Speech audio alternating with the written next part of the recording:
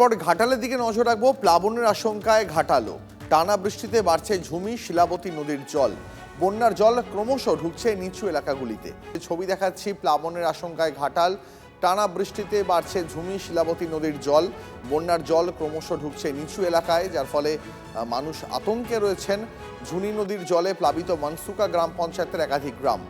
অসীম বেরা আমার সহকর্মীর সঙ্গে আমি আবার যোগাযোগ করতে পেরেছি এই মুহূর্তে। অসীম, এই মুহূর্তে আমাদের সঙ্গে আরেকবার আমি অসীমের কাছে যাবো এবং ছবিটা দেখার চেষ্টা করব কতটা আতঙ্কে রয়েছেন ঘাটালের মানুষ, কি পরিস্থিতিতে তারা দিন কাটাচ্ছেন।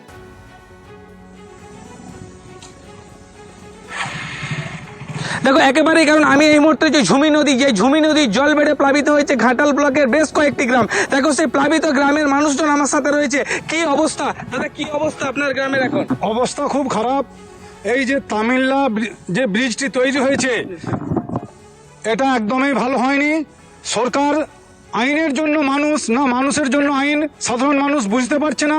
শুধু একমাত্র এই তামিল্লা ব্রিজের মানে যে কর্মকাণ্ডটা, এটা কোনো রকম নিয়ম মেনে হয়নি বা পরিকল্পনাটা হয়নি যে বাস্তবের সঙ্গে মিল রেখে। দেখো একেবারে সেই ছবিটা দেখাবো। এই যে ঝুমি নদী, আমার পেছনে যে ঝুমি নদী রয়েছে, এই ঝুমি নদীর জল কিন্তু বাড়ার ফলে প্লাবিত হয়েছে বেশ কিছু এলাকার মানুষজন যেটা বলছে, এই ঝুমি নদীর পাড়ে একটি ভাঙা বাঁধ রয়েছে, সেই বাঁধ দিয়েই কিন্তু জল ঢুকে প্লাবিত হয়েছে।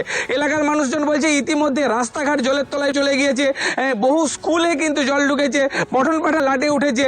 এই জল কবে মরবে, স্বাভাবিক কবে হবে এই ঘাটালের মনসুকা এলাকা, সেটাই এখন কিন্তু দুশ্চিন্তা বাড়াচ্ছে এলাকার মানুষজনের। বেশ অসীম, অনেক ধন্যবাদ তোমাকে।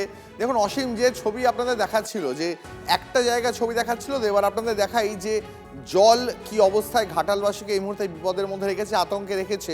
আমি পিসিআরকে একবার বলবো বিগ ওয়ালের ছবিটা দেখাতে।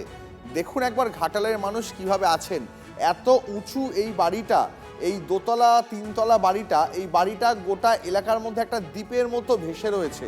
দেখুন চারদিকে জল, শুধু তার মাঝখানে কিছু অবস্থাপন্ন সম্পন্ন মানুষ, তাদের বাড়িগুলোই একমাত্র জলের উপরে। যারা সাধারণ মানুষ, গরিব মানুষ নিচু এলাকায় থাকেন, তারা প্রত্যেকে তাদের নিজেদের বাড়ি ছেড়ে উঁচু জায়গায় তাদের প্রশাসন সরিয়ে নিয়ে গেছে, অন্যত্র নিরাপদে সরিয়ে নিয়ে গেছে। শুধু ঘাটাল তো নয়, রাজ্যের দিকে দিকে এই বর্ষা আসতেই একই জল যন্ত্রণার ছবি। দেখুন বাঁকুড়া, ঝাড়গ্রাম, দুর্গাপুর, পটাশপুর, হলদিয়া, আসানসোল, আপনাদের 6 জায়গার ছবি দেখাচ্ছি। 6 জায়গাতেই জল কিন্তু অনেক জায়গাতেই বিপদসীমার উপর দিয়ে বইছে।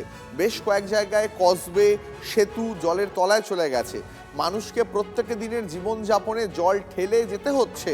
আসানসোলের ছবিটা দেখুন, হলদিয়া দেখাচ্ছি, পটাশপুরের ছবি আপনাদের দেখাচ্ছি, বাঁকুড়া, ঝাড়গ্রাম, দুর্গাপুর, পরিস্থিতি সব জায়গাতেই কিন্তু আশঙ্কা বাড়াচ্ছে।